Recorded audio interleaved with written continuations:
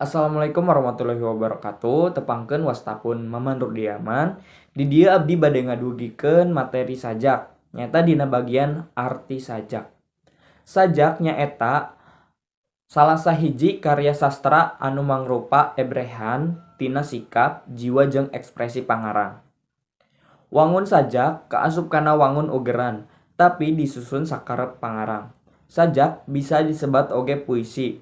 Dina sumber sanesna, arti sajak nyaeta nu dimaksud dina puisi dina sastra Sunda nyaeta wanda basa karangan anu rakitana biasana pinuh ku wirahma.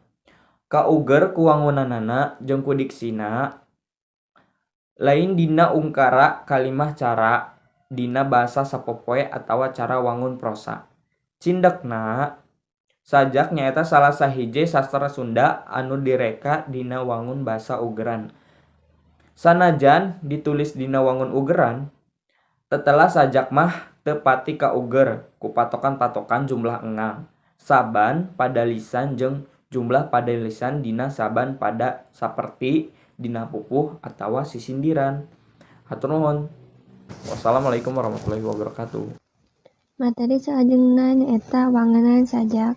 Nu kahiji, sajak nyaeta salah sahiji karya sastra anu mangrupa ebrehan tina sikap, jiwa jeung ekspresi pangarang.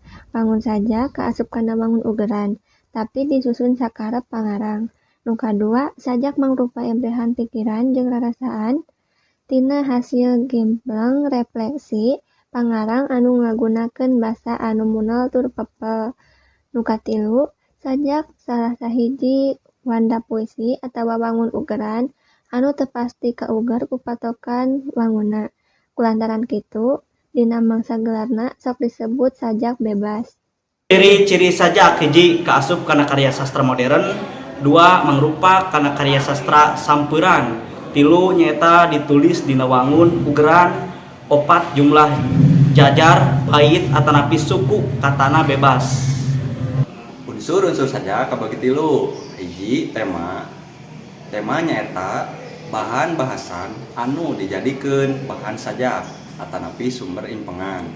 Dua judul nyaeta komente dina sajak anu ngajadikeun jejer sareng sajak jadi jelas. Katilu amanat nyaeta pesen anu bade didugikeun ku pangarang sajak. Pembagian sajak dumasar kana isi sajak teh dibagi jadi dua. Anu kahiji aya sajak epik anu artina nyaeta sajak anu eusina ngadarkeun atawa ngalakonkeun. Contona Jante Arkidam kenging Aji Prosidi.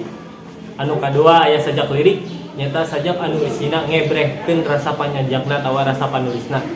Contoh sajakna nyaeta lalaki di Tegalpati kenging Sayudi.